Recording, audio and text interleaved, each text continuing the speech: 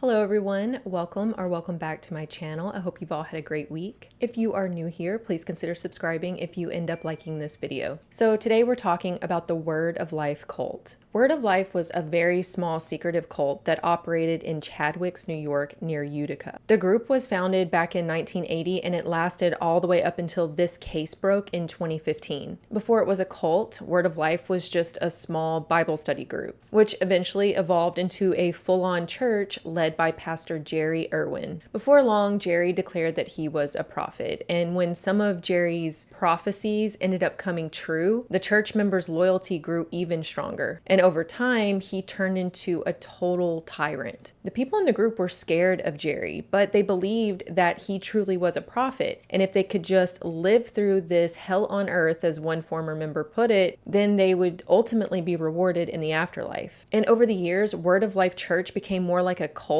than a small, tight-knit congregation. But surprisingly, Jerry is not the main villain in today's story. That title actually belongs to Jerry's daughter, Tiffanie Irwin. When her father died, Tiffanie took over, and she and her two brothers ruled the cult through extreme manipulation, control, and abusive tactics, including these really messed up meetings that Tiffanie referred to as counseling sessions. And in 2015, the full extent of the Irwins' brutality would be on full display for the entire world to see when one of their own would lose his life at the hands of the people he trusted the most. 6 members of a church have pleaded not guilty to charges of manslaughter and assault. Police say 2 teenage brothers were beaten by their parents, their sister, and other members of the secretive Word of Life Church in upstate New York. But we do have a lot to talk about, so let's just go ahead and jump in. But before we do, I'd like to tell you about today's sponsor, Murder by Choice. Murder by Choice is a free-to-play murder mystery mobile game set on a tropical island in modern times. You play as journalist Carla Page, and when Carla accepts an unexpected invite to billionaire Ruben Navarro's yearly private party on a faraway tropical island, she has no clue what she's actually getting herself into. Pretty much as soon as the guests arrive, there's a murder. What at first seemed like a relaxing getaway to a beautiful island soon turns into a full-blown murder investigation, and Carla takes it upon herself to figure out exactly what happened. You'll discover clues and slowly unravel the mystery across lots of unique puzzles and mini games and beautiful hidden object scenes. This game has a lot of interesting and colorful characters, over 30 mini games, and 50 unique locations to explore. I really love the art style in this game, and as you progress, you unlock more pieces of the island. All of the guests are assigned different areas where they're supposed to be staying, and they all have a different theme. So like right now I am going into the cave suite, and it's so cool. Like the whole suite looks like you're inside of a cave, and I just love all of the details in this game. And I get so excited when I unlock a new area of the map. I just can't wait to see what it looks like. Each new area is stunning with lots of unique little touches, and I just get so immersed in the environments. They also have this really cool way of implementing comic book style scenes into the game, but what I really love about Murder by Choice is that it's fully interactive. You actually get to make the choices that shapes how the story unfolds for you. I am obsessed with this game. It has quickly become a built-in part of my day.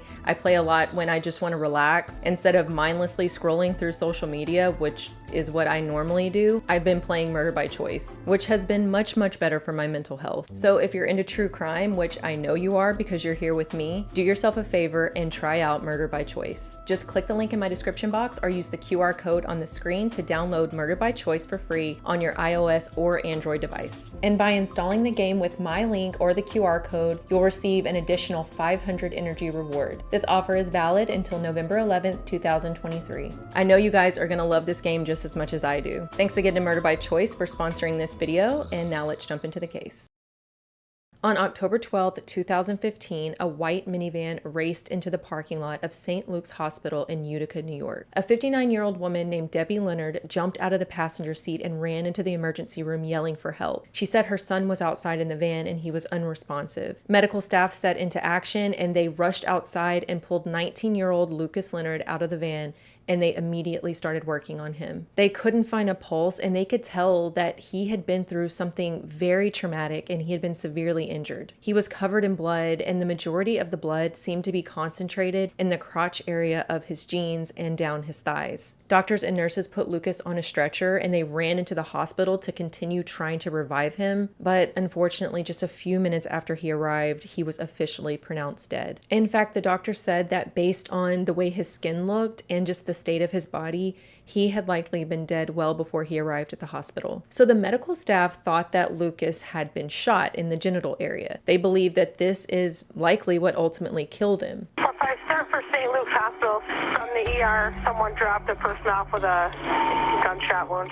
But upon further investigation, they realized that Lucas had not been shot. He had cuts and bruises all over his body, indicating that he had been severely beaten. And most of the damage was done to his genitals. This area of his body was so damaged that doctors initially thought he had been shot there. So obviously there were a lot of questions that needed to be answered. And the people who had brought Lucas into the hospital were quickly identified, and they were taken into the police station to give a statement about what had caused these injuries. These people were 29-year-old Tiffanie Irwin, her mother 49-year-old Tracy Irwin, 65-year-old Bruce Leonard, which is Lucas's father, and his wife Debbie Leonard. Now, throughout this entire ordeal, Debbie, Bruce, and the others were very tight-lipped about what had happened to Lucas. Even when the nurses had asked when they first started working on him, what happened? How did he get this way? No one had any helpful information. They basically just ignored the questions, and it was all very suspicious. So when Lucas was pronounced dead, the hospital staff decided that they were not going to tell Debbie and the others. This was a death that happened under suspicious circumstances, and there was a protocol that needed to be followed. So instead, nurses called the police. The police arrived and they took all of them down to the station to be interviewed separately. Tracy and Tiffanie Irwin asked for an attorney almost immediately, but Bruce and Debbie were in a state of shock, and they weren't answering any questions. So in an effort to get them talking, the police decided that they were going to reveal that Lucas did not make it, thinking that this would make them open up about what had happened. Listen, your son didn't make it, okay? Just so you know. My condolences. My condolences, okay? I know, it's hard. My condolences. We're trying to do the best we can here.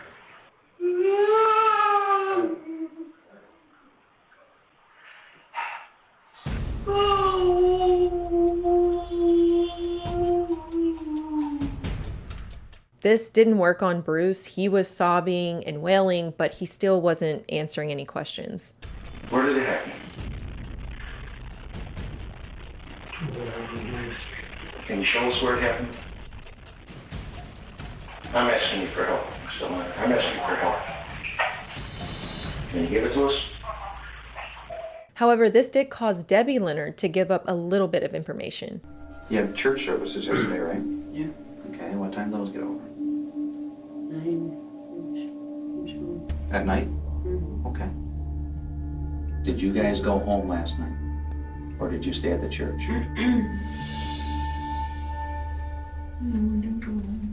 She told them that the night before, her family, including her son Lucas, had all been at the Word of Life Church attending services. These services typically lasted until about 9 or 10 o'clock at night, and this was a typical Sunday night ritual for the Leonard family. But after the services were over, the Leonard family did not go home. They actually spent the night there at the church. With this tiny bit of information, police figured that this church could very well be the crime scene, and they needed to go check it out immediately. So they raced over to the church, which was just an old converted schoolhouse, and they go inside. And the state of this church was absolutely horrendous. There was trash and old moldy food everywhere. There were animals everywhere. There was also this really strong odor of animal waste in the air. It was just absolutely disgusting. But as police are making their way through this creepy church, they started noticing blood droplets on the ground. And then they realized that Lucas was not the only victim. His younger brother, 17-year-old Christopher Leonard, had also been brutally beaten, but he was still alive. Christopher was rushed to the hospital in critical condition. He had similar wounds all over his body with emphasis in the genital area. And Christopher's organs were in the process of shutting down. As police are trying to understand what has happened to these boys, they started to piece things together. And they realized that Word of Life was no ordinary church.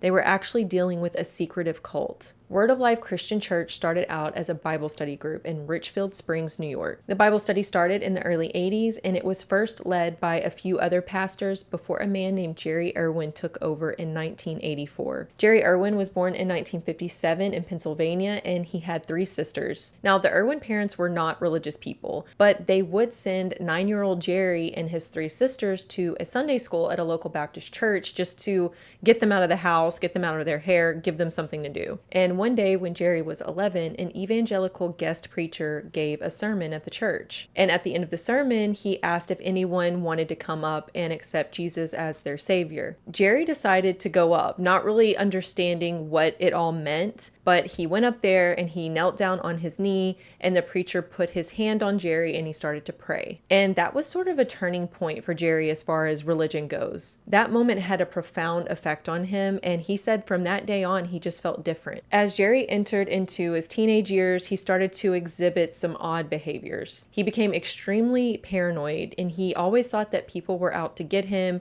or he was being spied on, things like that. And when he was 16, his paranoia got so extreme that he convinced himself that a police informant was attempting to set him up to be arrested. I don't know any more than that. Like, did he do something illegal to make him think that this was going to happen? Or was this just a completely made up scenario? But whatever the case, Jerry got a baseball bat and he busted out the windows of this alleged informant's house, and then he just took off. He literally left home and hitchhiked to Ohio because of this. And this paranoia went on for years. It kind of became a trademark of Jerry's personality. He always thought people were out to get him. So after floating around and doing odd jobs here and there, Jerry met his first wife, Robin, and they got married in 1974, and they ended up having 2 kids. And Robin was not her actual name. This was an alias that was used in one of the books that I read on this case. But things were not good in this marriage whatsoever. Jerry became very controlling and the paranoia took over again. And over time, Robin became very unhappy in this relationship. So in a last effort to save her marriage, she convinced Jerry to go to marriage counseling with her. And after the very first session, Jerry was convinced that the therapist was sexually attracted to Robin and was trying to make him jealous. So Robin eventually left, and she took the kids with her to Colorado to be closer to her parents. And when Robin left, Jerry started spiraling. He fell into quite a deep depression, and he even started contemplating taking his own life. But then he had a spiritual reawakening where he claimed to have seen God and Jesus. And in that moment, he knew he had to pick up the pieces of his life and turn everything around. Now, part of this new and improved Jerry involved him going to Colorado to be closer to his kids. And he even ended up living with Robin for a bit. And just to be clear, I don't think that Robin wanted to take Jerry back. I think she had moved on well before he even arrived in Colorado. He was just living with them to be closer to the kids. But I think Jerry had hopes that there would be a reconciliation.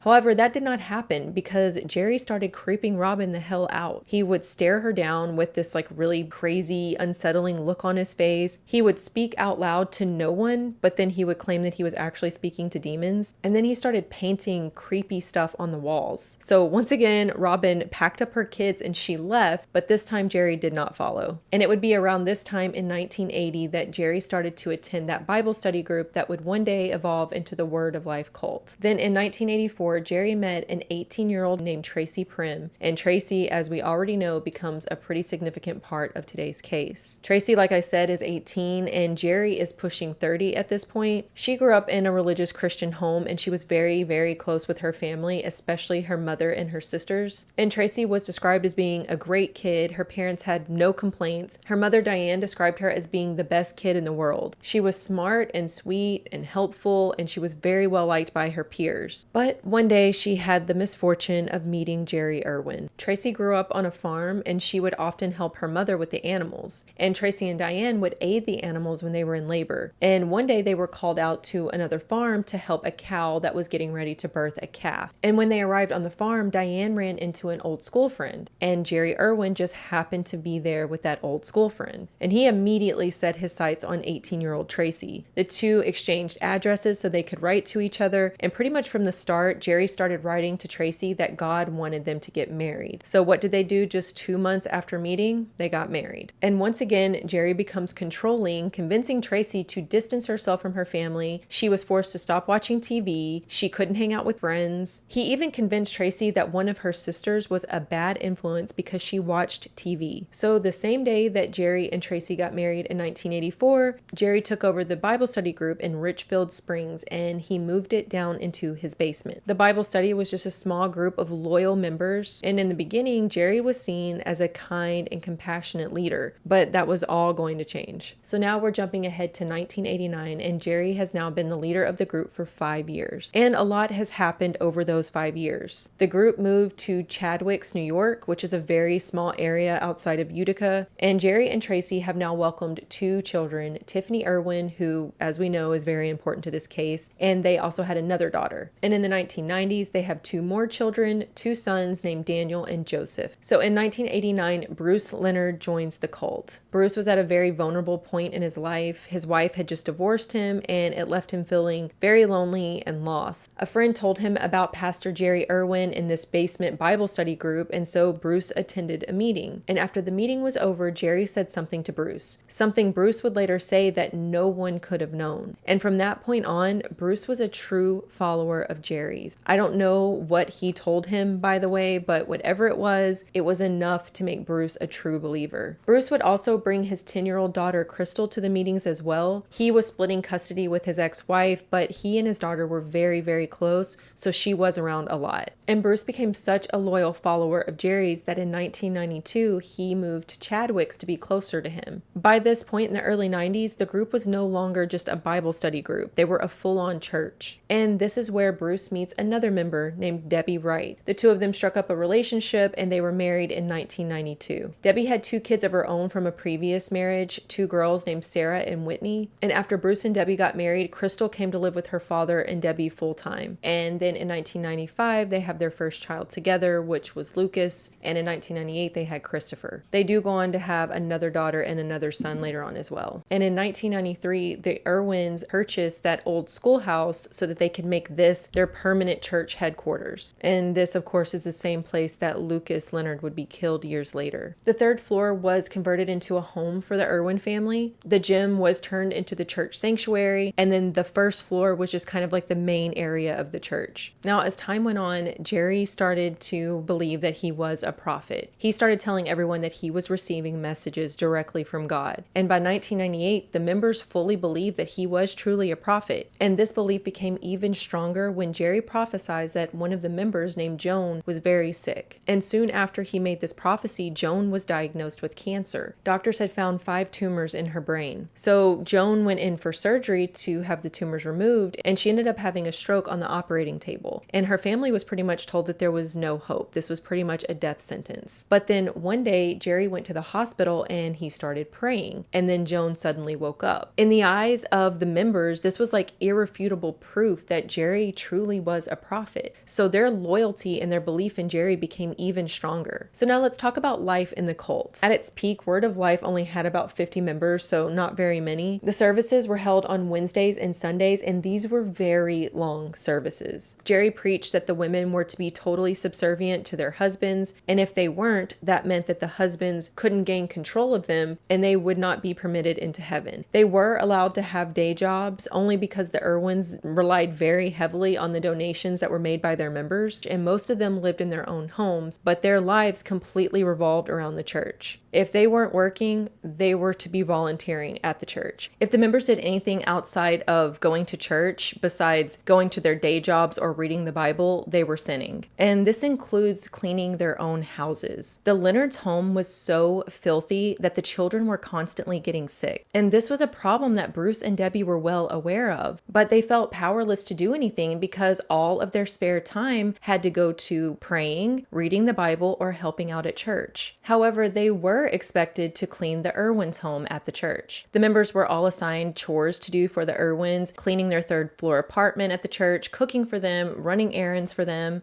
build things like big, massive DIY projects were done by the members, and at the members' expense as well. They were the ones paying for all of these things. One night at a men's Bible study meeting, Jerry told the men that God God wanted them to build his family a nice place to live in the church, and they did. This apartment was nicer than most of the other members' homes. It had really nice furniture, it had a big bathroom with a spa bathtub, it had a separate office, there was a room with a trampoline, and all of this was done on the members' dime. They paid for everything. The children were basically not allowed to act like children. If their parents let them do normal kid things like go outside and play with other kids, that was seen as sinful in the eyes of the church. Debbie Leonard would get into trouble for this constantly because she would let her kids go outside and play with the neighborhood kids. So Jerry told everyone that Debbie had a demon inside of her, causing her to be a bad mother. The church also established its own school, so most of the kids were being taught right there in the church by other cult members. They were discouraged from having friends outside of the cult, and any relationship that they did have, it was monitored very closely. Jerry would sometimes arrange marriages within the church. In fact, when Crystal was 20 years old, she was told that she was to marry a man named Chris Lindsay. And Crystal did not know this man at all. She knew who he was, but that was it. Tracy Irwin told Crystal that her job after she was married was to make sure that Chris remained loyal to the church. So after just a couple of months of dating, Crystal and Chris got married. And as time went on, Jerry became more wild in his sermons, and he would stand in front of everyone during these services and he would accuse specific people of doing terrible things. This constant accusation started to make members feel like they were in fact terrible people and they needed Jerry to help them become better people so that they could make it into heaven. And he grew so paranoid that he eventually put bars on the windows of the church and security cameras around the buildings because he was convinced that someone was after him. Some sort of mental illness was obviously at play here, but it went totally unchecked and Jerry was allowed to continue to make everyone's lives miserable.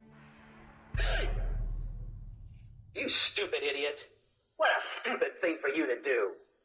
How stupid can you be anyways? One of the members later said that everyone was so miserable and so beaten down, but they truly thought that they were just destined to live hell on earth for the ultimate payoff to ensure their spot in heaven. And over time, it became very obvious that Jerry's kids were treated differently than other kids in the church. They pretty much did whatever they wanted. But Jerry did have a favorite, and that was his oldest child, Tiffanie. Jerry adored Tiffanie, and he was always talking to the other members about how special she was and how she had this really strong connection with God. Praise God. I just want to say something about my daughter again. She's become an example in the church, to the kids and in the schools. The Spirit of God has changed her heart. As she got older, Tiffanie started to shadow her father in his duties as minister or cult leader or whatever you want to call Jerry at this point. And by 2012, Tiffanie had pretty much taken over all of her father's typical duties, and he wasn't really around as much. And people were starting to talk about Jerry's absence. They didn't know what was going on and why Tiffanie was now suddenly leading them. What the members didn't know was that Jerry's health was rapidly declining behind the scenes. He'd had a stroke and he was not recovering. And on December 8th, 2012, Tiffanie announced to the members that Jerry had died from complications of the stroke. The Word of Life members had always been told that if something bad happened within the group, it was because they were not faithful enough. They were not loyal enough. It was their fault. And I don't know how sad they were about losing Jerry. I think a lot of them were just confused.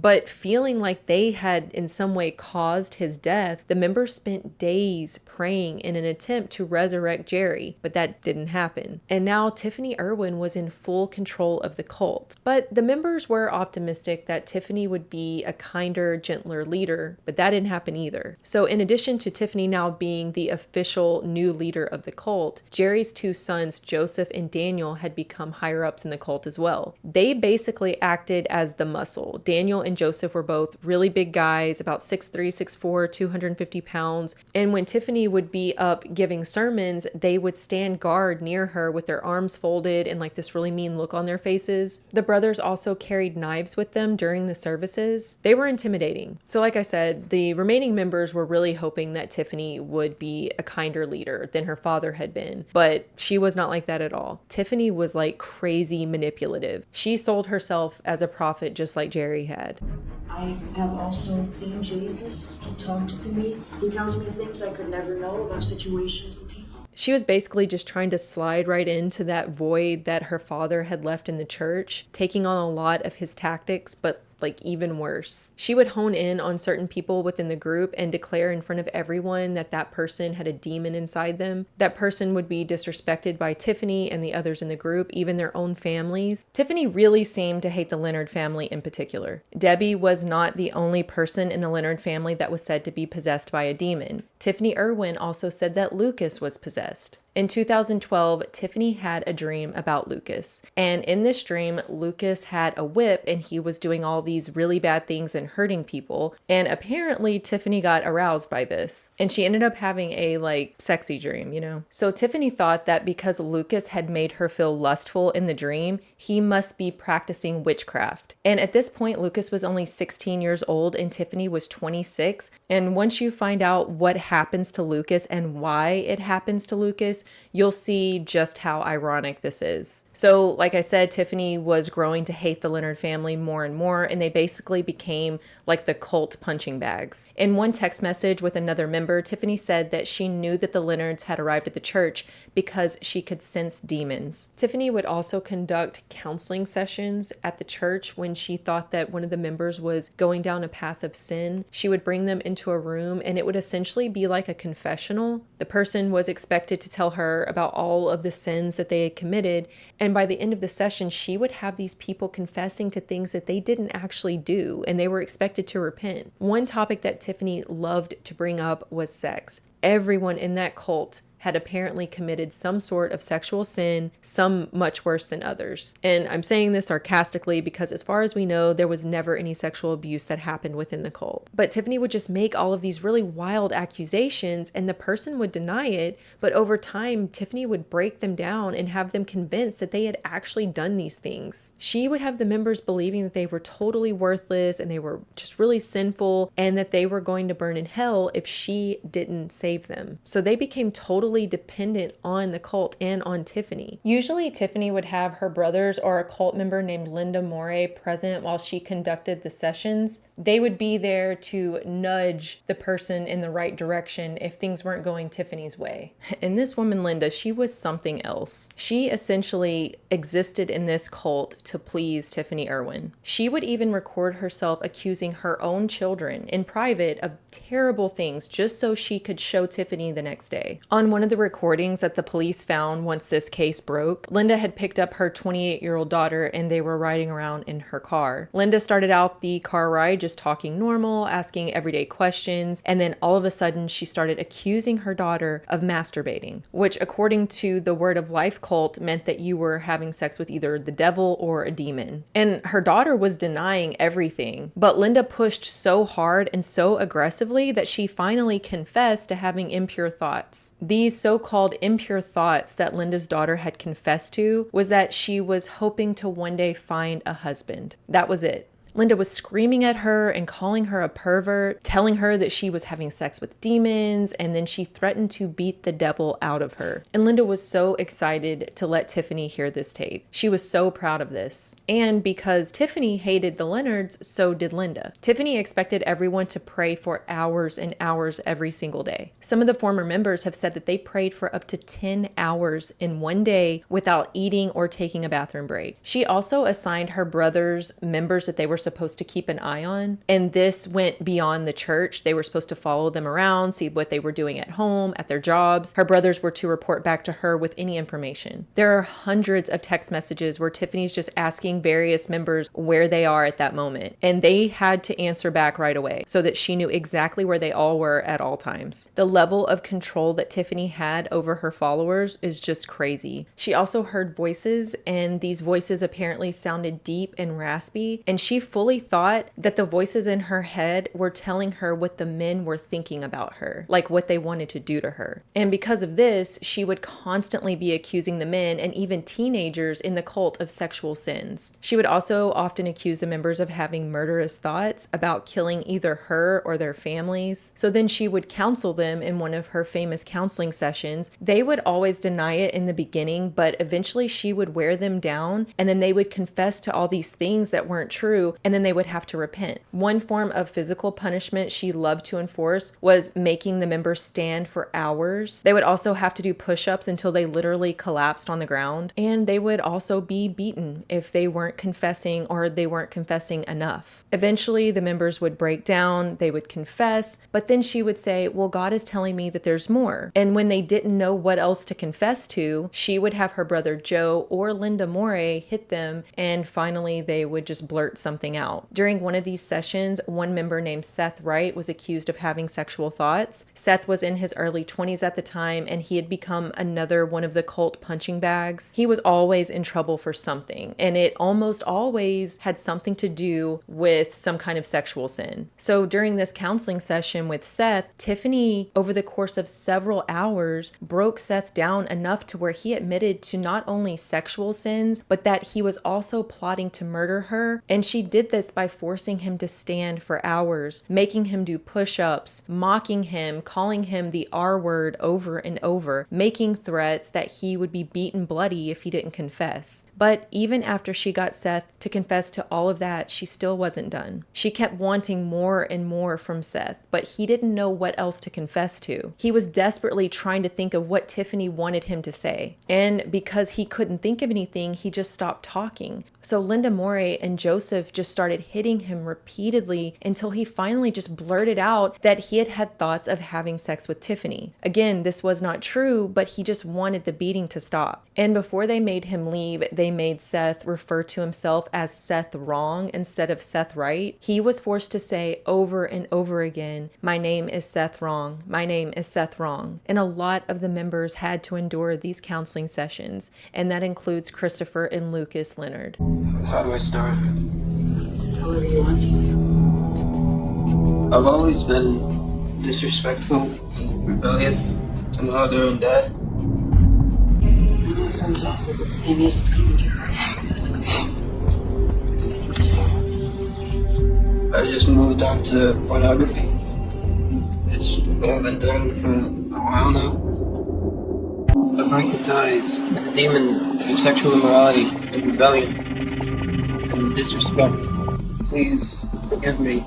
The members also had to get permission to do pretty much anything, even the simplest things, like if they wanted to do like a DIY project at their own home, they had to ask permission from the church first. If they needed to leave the church while they were doing the chores for the day to go run an errand or do something for their kid or whatever, they would have to get permission first. There were a lot of text messages that proved all of this control as well. One member texted to ask Tiffanie for permission to clean and read her Bible, and one of her brothers texted Tiffanie to ask permission to take a shower because he had dog matter on him, which she denied that request, by the way, because she said it was prayer time. And these are just a couple of examples, but there were hundreds of messages like this. Every aspect of their lives was controlled by Tiffanie Irwin, and really the Irwin family in general. The members were also highly encouraged to physically discipline their children for pretty much anything. Later, after this case broke, several of the children were found to have bruising in unnatural places. Natural bruising for kids tends to be on the front of the legs from like falls, bike accidents, stuff like that. But these kids had bruising on the backs of their legs and their thighs, indicating some level of physical abuse. And if Tiffanie thought that you didn't have a tight enough hold over your kids, you would be targeted and you would be scolded in front of everyone for being weak and for not making your kids properly repent for their sins. Debbie already had the target on her,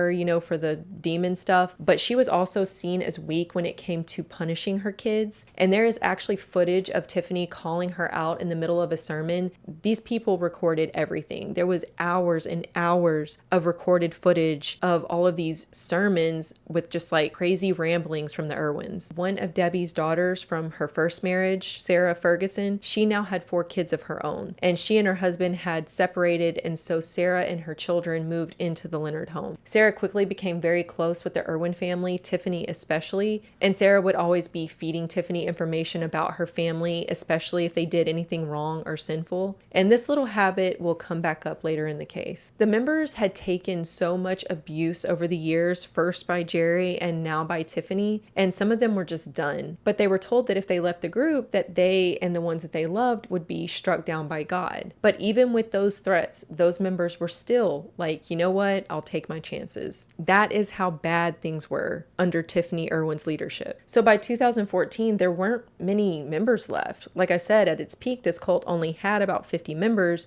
and now there's even less than that. And this was really bad news for the Irwins because remember, they heavily rely on donations from their members. So now Tiffanie and her family are kind of panicked. They can't afford to lose any more members. So one day during one of her sermons, Tiffanie says that God has told her that someone in the church was going to donate a large sum of money. And if this person didn't comply, something very bad would happen to them or someone they love. And this person was supposed to receive a sign from God that they were in fact the person who was supposed to donate the money. And once they received that sign, they were supposed to come forward. Well, days passed and none of the members had any sign or vision from God. And eventually Tiffanie started to get frustrated that no one had come forward yet to donate this large sum of money. She was getting impatient waiting for this person to come forward. So after services one night, Joseph Irwin walks up to Crystal Leonard and he gets in her face and says, "You know you're the one that's been chosen to donate the money." And Crystal was shocked and she was scared. She hadn't had a vision from God, so she didn't really know what he was talking about. Her husband had a good job, but he was not the one that had been chosen to donate this money. Crystal was the one. But she was a stay-at-home mom at this point, so she and her husband shared their family money. But her husband flat out said, "You're not using our shared money for this." So Crystal was in a full-blown panic. She really thought that someone that she loved might die or get really hurt because she couldn't donate this money. So she actually started thinking about just taking the money from the family savings account without telling her husband and just dealing with the consequences later. And she was actually encouraged to do this by Tracy Irwin. And she was about to go through with it. She even asked Tiffanie if $10,000 was enough, but it wasn't. Crystal was told to go back and really listen to what God was saying, really listen to the amount that he was telling her to donate. This situation made Crystal take a step back and reflect on what had been happening over the years, and she and her husband really started to question everything. At this point, Crystal had been in the cult for over 20 years, and so she was used to being controlled by the Irwins. It was scary to think about leaving, but Crystal and her husband did decide to leave, and she sent a really nice email to the Irwins and her father, Bruce, and Debbie and her siblings, telling them that she had decided to leave. But in response, she received an email from her father accusing her husband of being led by demons and taking her down a bad path. And that was it for a while. She really didn't hear anything from her family. That was until 2015. In 2015, Bruce's mother, so Crystal's paternal grandmother, was having a birthday. And so Crystal decided to go and visit her that day. And unknown to her, her father and her brother Lucas were there as well. And it was actually surprisingly a very amicable encounter. She and her father hugged and they talked for a little while, and she and Lucas joked around. They had always been really close. Crystal was 16 when Lucas was born, so she treated him more like her child than her little brother. Lucas was always laughing and joking around with everyone. He had a really sarcastic sense of humor, and Lucas was now 19. He was now a man, and Crystal was about to find out that he had started to question things about Word of Life. Not long after that chance meeting, Crystal got a text message from Lucas asking her what time the Sunday services started at her new church because he was interested in going with her to check it out. And he also asked if it would be okay if he stayed at her house for a few days after. And Crystal was absolutely ecstatic when she received this text message. And she was like, yes, of course you can come with me to church. And yes, of course you can stay with me for as long as you need. So they made plans and she picked Lucas up that Sunday morning and they went to church and they had a great day together. And afterwards, Crystal asked him, are you going to come stay with us for a while? But unfortunately, for reasons we don't know, Lucas decided to go home instead. Crystal had already decided that she wasn't going to pressure Lucas to do anything that he didn't want to do. If he decided to leave the cult, she wanted it to be his decision. But she made sure that he knew that he was always welcome in her home, no matter what, he had a safe place to go. And so she dropped him back off at her father's house and she left. And that was the last time Crystal would ever speak to her brother again.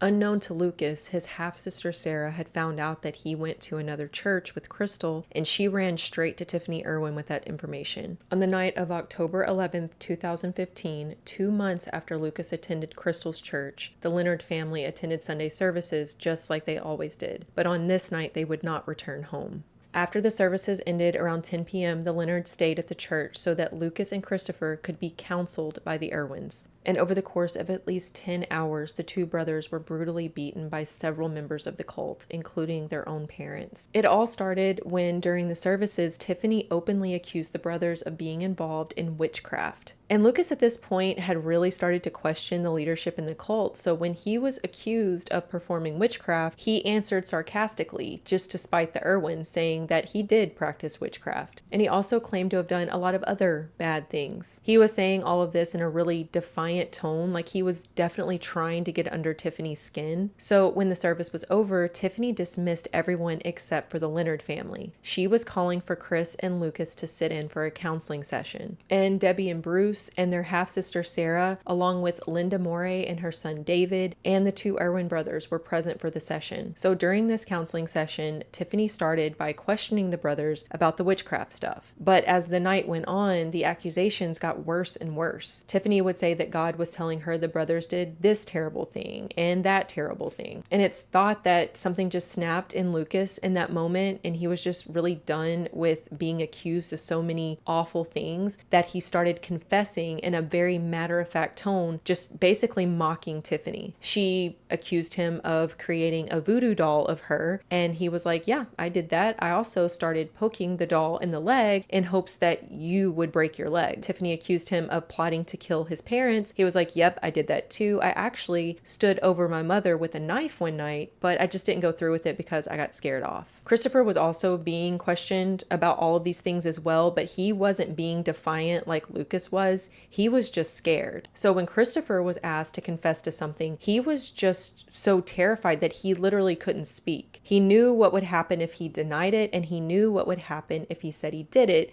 so he just didn't say anything. And eventually the accusations moved to sexual abuse. We all know that Tiffanie really likes to accuse people of this in particular. So Tiffanie started accusing Christopher of abusing Sarah's children, so his nieces and nephews. And she was demanding that he confess. But Chris said nothing. He was too scared to speak. And this is when the beating started. Starting with Christopher, Joseph Irwin punched him repeatedly in the stomach. And this is all happening while Bruce and Debbie are present. They're watching this and they're doing nothing. In fact, Bruce told Joseph to continue beating his son until he started talking. Then Linda Morey told Chris to take off his glasses, and as soon as he took his glasses off, she started punching him in the face. Linda's son David joined in, kicking and hitting Christopher. Debbie and Bruce joined in as well. They both took turns punching their son over and over. Joseph Irwin then kicked Christopher to the ground, and then he held him down so that the others could kick him and hit him without a struggle. But Chris wasn't even fighting back. He just wanted this all to end. And while this is happening, Lucas is just standing there absolutely horrified by what's happening to his brother, and he knows he can't do anything about it. Tiffanie eventually then turned her focus to Lucas, and she asked him if he had abused Sarah's kids. And now that things had gotten physical and Lucas saw what had happened to his brother, he was scared now, just like Chris, and he could not find the words to answer these questions or defend himself. So then the beating started on Lucas in exactly the same way it happened to Chris. And after hours and hours of this, Chris and Lucas started to confess to doing terrible things to Sarah's kids. But not just Sarah's kids, all the kids in the cult, all of the kids in their neighborhood, the kids in their homeschool co-op program, his own younger brother and sister, pretty much any kid they had ever come into contact with. And I do want to mention here that the abuse of the children is what the group claimed led to this severe beating. But all of the children were examined.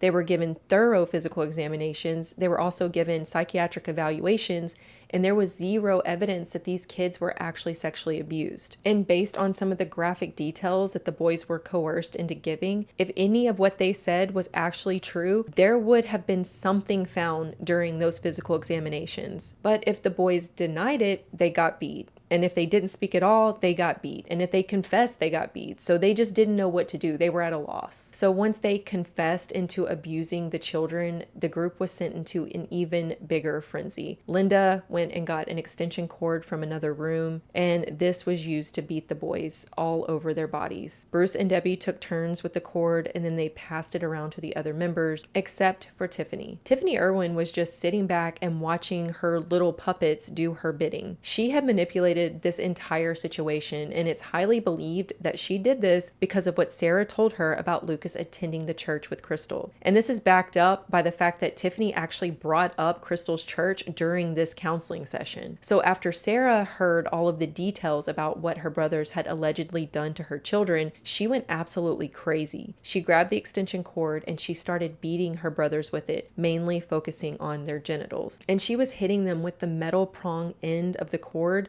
so this would have caused excruciating pain. By the end, Sarah had beaten a hole into the side of Lucas's penis, which is why doctors thought that he had been shot there, and he started losing blood rapidly. Lucas and Christopher had blood all over them, and they were in really, really bad shape, but the members were not done with them. The decision was made to separate the boys so they couldn't conspire with each other and make up lies, which at this point, neither of them could really speak anymore, so they put Chris into the hall and they made him put earplugs in so that he couldn't hear what Lucas was saying. But Lucas wasn't saying anything anymore. His body was literally shutting down. However, this did not stop the members from forcing Lucas back onto his feet so they could continue beating him. This went on all throughout the night for 10 hours straight, alternating between Christopher and Lucas. And during that time, the others were taking nap breaks, they were making coffee, drinking energy drinks. I don't understand how they were able to just go about doing these normal things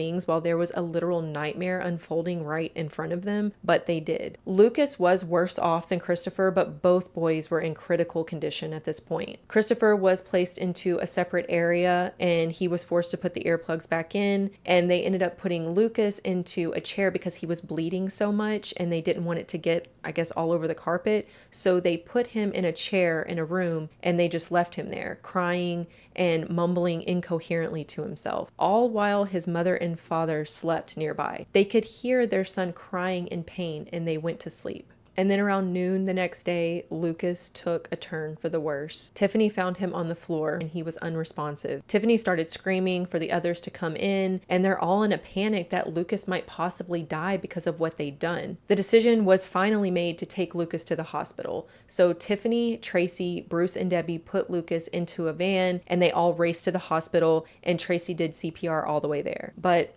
as we know, Lucas was already dead. So police were piecing this crazy story together, but it was hard to know what information was real factual information and what had been planted there by the Irwins over the years. These people had been brainwashed into thinking they had done so many terrible things, and that's what makes this case even more complicated. Were some of the confessions actually legit, or had they all been fabricated because the Irwins had brainwashed them into thinking that they had done these things? Police dug through thousands and thousands of text messages and emails and watched hundreds of hours of recordings of sermons in order to figure out just how deep this all went. Debbie, Bruce, Sarah, Tiffanie, Tracy, both Irwin brothers, and Linda and David Morey were all charged.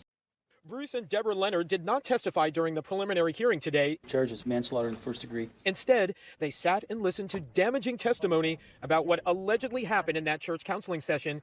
In the end, their 19-year-old son Lucas was dead. Their 17-year-old son Christopher left in serious condition. Daniel Irwin, a deacon at the Word of Life Christian Church, told the court he saw Bruce Leonard strike both of the boys inside the church's sanctuary. He said Leonard hit his son Lucas several times. I heard the sound of a strike. Stop. Then it started again. Irwin also told the court he saw Lucas was bleeding from his leg, moaning, and rolling back and forth on the floor. Irwin then said he also saw Leonard strike his younger son Christopher 5 or 6 times with something that looked like a belt. He recalled the beating went on for 14 hours, starting around 8 o'clock Sunday night and lasting until 10 a.m. the next morning. When asked why the beating finally stopped, Irwin said because Luke was dead at that point. Would you like to elaborate a little bit more about what happened inside and tell us about your experience? Oh, no, I have no comment. Outside court, Irwin would not comment about his testimony, nothing about the motive for the beating, nor about allegations the counseling session was ordered because Leonard wanted to leave the church. The Leonards are facing manslaughter charges in the death of their son. 4 others, including the boy's stepsister, Sarah, are facing assault charges. All have pled not guilty. Police say they have not concluded why the session turned violent. Bruce Leonard allegedly told investigators his sons may have molested children who belong to the church. But police say there is no indication of that whatsoever. They say 7 children here from the church were taken into protective custody. They were interviewed, they were examined, and police say there is no indication any of them were sexually assaulted. The deceased and his brother are victims in this horrible crime. And I want to put out there, again, there is no evidence that these brothers did anything. They are, at this point, true victims. Deborah Leonard's attorney believes his client is also a victim, saying Deborah did not have the physical strength to beat her sons. Deborah Leonard claims she only took part in the beginning, but that other church members held the brothers down while the beatings took place. At first, they all pleaded not guilty, but in the end, Sarah was the only one who ended up taking the chance and going to trial. Everyone else took a plea deal. Talk about the counseling session. Lucas was accused of a lot of things that night, correct? Yes. And as a matter of fact, many of the things that he was accused of, you actually couldn't believe that he would have done, correct? Right. And as a matter of fact, let's talk about some of the things. Lucas was accused of practicing witchcraft, correct? In addition to admitting to the voodoo doll, Lucas admitted to a lot of things, correct? Did he admit to molesting children? Yes. Did he admit to molesting Grace? Yes. Did he admit to molesting Sarah's children? Yes. Did he admit to molesting all of the children in your neighborhood? Yes. Lucas also admitted to conspiring to kill you and your husband, correct? Yes. As this counseling session continued, it at one point ends up turning violent, doesn't it? Yes. Hold that cord and show me how you were holding it when you were hitting Lucas.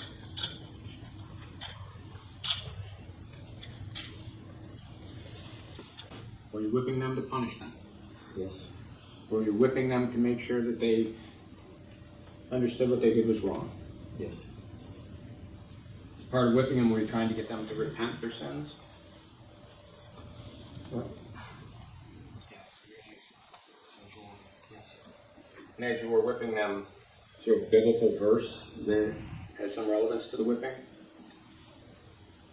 Blows that hurt, drive off evil. Blows that hurt, drive off evil? Yes. So you're trying to rid the boys of any evil that's in them? Yes. Were you trying to get Lucas and Chris to admit to stuff when you were whipping them? No, I mean,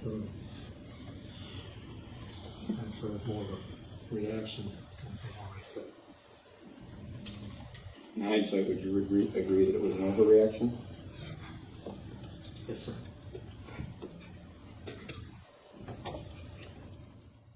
One of Christopher and Lucas's siblings testified that the boys had inappropriately touched her when they were much younger, and we can't say for sure that this did or did not happen. But again, this is what makes this case so difficult because nothing is clear. So much brainwashing, so many false accusations were flying around for years, it's hard to know what actually happened. The more likely scenario was that Tiffanie Irwin had orchestrated this whole thing when she found out Lucas was thinking of leaving the cult. Crystal has even wondered if the Irwins targeted her family because she didn't give them that money, but we'll probably never really understand the exact reason why this happened. But we do know that the Irwin family spent decades conning and bullying people in their church using twisted scriptures and the threats of God's wrath and eternal damnation. And if this case wouldn't have brought all of this to light, that abuse would still be going on today. And now let's talk about the punishment of these people. And I'm sure you're going to have a lot of things to say about how short these sentences were. Debbie Leonard was sentenced to 5 years for first and second degree assault. She served only 3 years before being paroled in January 2020. Bruce Leonard was sentenced to 10 years for first and second degree assault.